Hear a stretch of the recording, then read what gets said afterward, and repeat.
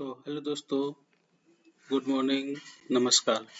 आज मैं आप लोगों के लिए पहली बार मेरे चैनल भारत एंड वर्ल्ड पर लेकर आया हूँ। मणिपुर में जो राष्ट्रपति शासन 6 महीने के लिए एक्सटेंड कर दिए गए है उसके बारे में जानकारी लेकर आया हूँ।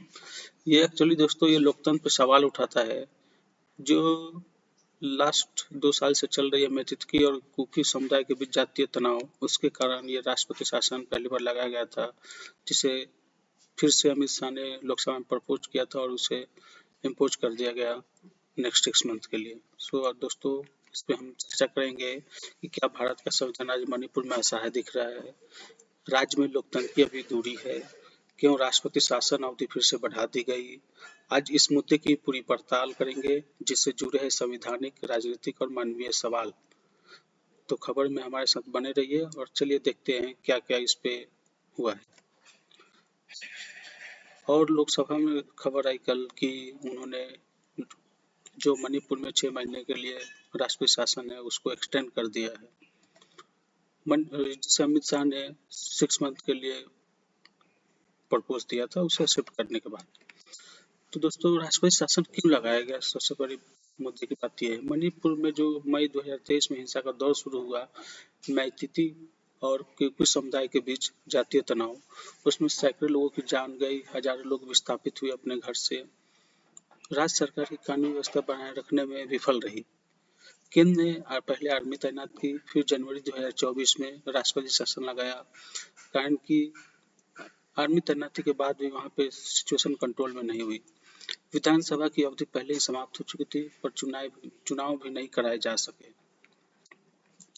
According to government figures, 22 November 2024 258 people have been killed in this violence, 60,000 people have been displaced from his own place।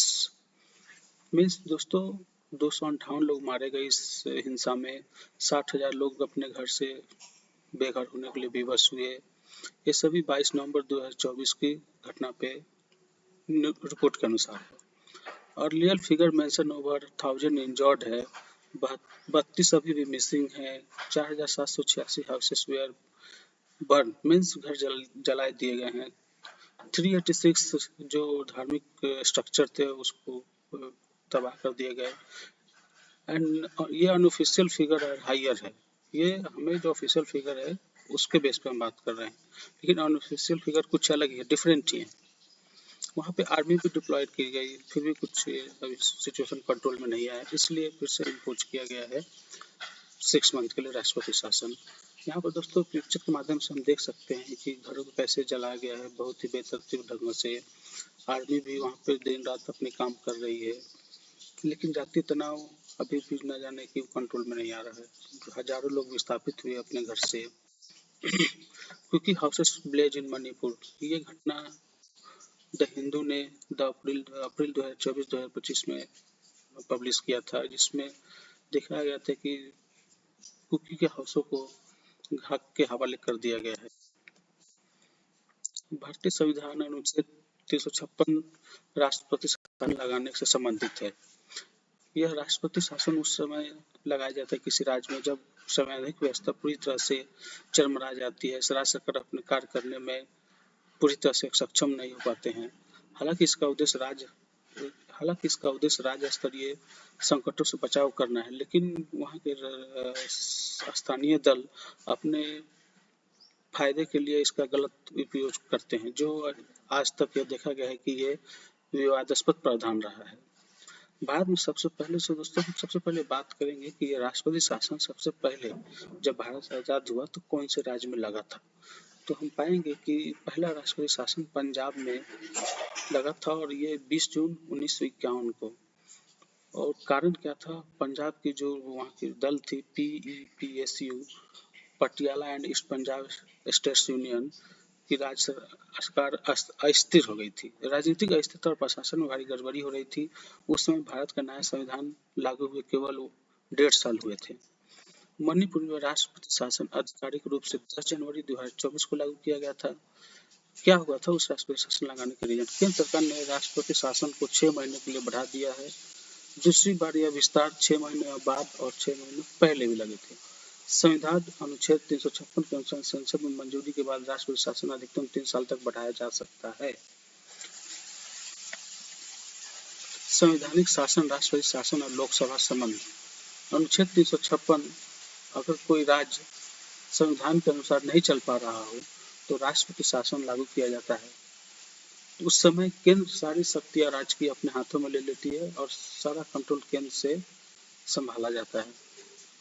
उस ऐसी स्थिति में जब राष्ट्रपति शासन उस राज्य में लगा दी जाती है तो राज्य की विधानसभा भंग या निलंबित हो जाती है।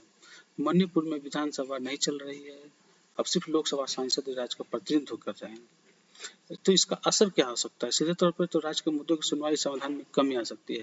देखिए दोस्तों, अगर राज्य में अगर राष्ट्रपति शासन लगा है तो वहाँ के जो मुद्दे हैं, वहाँ के नेता प्रतिपक्ष जो प्रतिनिधित्व कर रहे हैं वो तो लोकसभा में लाने के लिए डायरेक्ट रूप से अक्षम हो जाते हैं।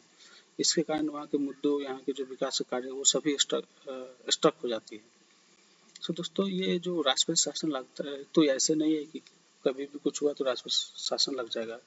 ये इसमें 6 स्टेप है जब राष्ट्रपति शासन लगाया जाता है। सबसे पहला स्टेप और कब लगाया जाता है उस पर हम चर्चा करेंगे, कब हटता है। इन 3 मुख्य पॉइंट पर चर्चा करेंगे। बाकी का अगर आपको डिटेल में चाहिए तो आप मुझे कमेंट में हाई कर दीजिएगा, हम आपको इसका PDF भेज देंगे। राष्ट्र में शासन नहीं चल रहा हो, राज्य में संविधान के अनुसार शासन नहीं चल रहा होगा, तो यदि राज्य सरकार संविधान के अनुसार कार्य करने में असफल रहती है, जैसे अगर हम बात करें तो कानूनी व्यवस्था बिगड़ जाए, राज्य सरकार अल्पमत हो जाए, राज्य में गंभीर राजनीतिक संकट हो, सांप्रदायिक हिंसा या प्रशासनिक विफलता हो, ऐसी स्थिति में राष्ट्रपति शासन के लिए प्रोसीड होती है। और ये कैसे प्रोसेस में आती है? राज्यपाल जो वहाँ के होते हैं करंट के, वो राष्ट्रपति को इसका सिफारिश भेजती है, जिसके बाद राष्ट्रपति उस पर गहन विमर्श करने के बाद ये सारी शक्तियाँ राष्ट्रपति को सौंप दी जाती है। अधिकतम अवधि क्या होती है? राष्ट्रपति शासन की प्रारंभिक अवधि 6 महीने होती है, इसे हर 6 महीने बढ़ाया जा सकता है। मीन्स प्रारंभिक अवधि जैसे ही लगता है वो 6 महीने की होती है। ऐसा नहीं कि एक बार लगाया तो कंटिन्यू चलेगा, 6 महीने लगाया जाता है, फिर उस पर देखा जाता है कि स्थिति कंट्रोल में आई है नहीं आई है, वहाँ पे लोगों का आपस में जो जिस कारण से लगा था वो धीरे धीरे स्थिति सुधर रही है कि नहीं। अगर नहीं सुधरती तो फिर से उसको 6 महीने के लिए एक्सटेंड किया जाता है और इसको अधिक से अधिक 3 साल के लिए किया जाता है। और जब हम 1 साल से अधिक के लिए हम मूव ऑन होते हैं उस तो विशेष शर्तों पे लगती है। राष्ट्रपति शासन 352 लागू हो जाता है फिर से। चुनाव कार्य में अगर बाधा हो, इसके लिए हम फिर से 1 साल के बाद देखते हैं। अगर हम पूर्व के एग्जाम्पल पे डाले जो राष्ट्रपति शासन लगे थे, तो पंजाब में जो लगा था 5 साल तक के लिए राष्ट्रपति शासन, वो और जम्मू कश्मीर में लगा था 6 साल के लिए। पूर्व हिस्ट्री में ऐसा हो चुका है। मणिपुर में ऐसा नहीं कि पहली बार लगा, ये पहले भी लगते थे, लेकिन वो ऐसे जो कंटिन्यूअस जो लग रहे हैं विदाउट इलेक्शन को, वो रेयर देखने को मिल रहा है। तो हम देखेंगे मैप के माध्यम से, जो भी ये कोस्टल एरिया है अपने भारत का, मणिपुर हुआ, पंजाब हुआ, जम्मू कश्मीर, ऐसे जगह पे मुख्य रूप से अभी तक लग रहा है राष्ट्रपति शासन, जो कि हमें पड़ोसी देशों से भी मिला हुआ स्टेट है, मीन्स बॉर्डर शेयर करता हुआ है। दोस्तों, अगर हम इस पर आपसे राय जानना चाहेंगे कि ऐसा क्यों हो रहा है कि ये पड़ोसी जो बॉर्डर एरिया में क्यों हम ज़्यादातर।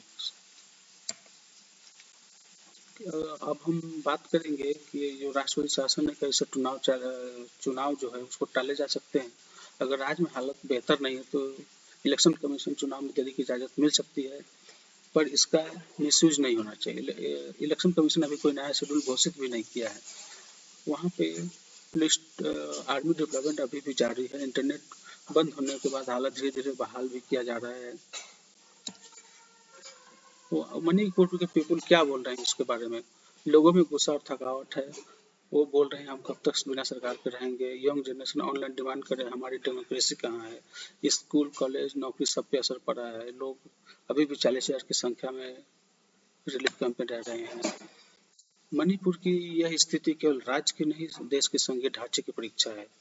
राष्ट्रपति शासन अस्थायी व्यवस्था है, न कि अस्थायी व्यवस्था है। चुनाव कब होंगे, क्या होगा आगे, यह सभी अनिश्चित है। सबकी निगाहें अब केंद्र सरकार और इलेक्शन कमीशन पे है। लोकतंत्र दोस्तों तभी मजबूत होता है जब जनता की आवाज़ सुनी जाए। क्या मणिपुर की आवाज़ दब रही है? आपको क्या लगता है? आप अपने इस कमेंट बॉक्स में बताएं हमें।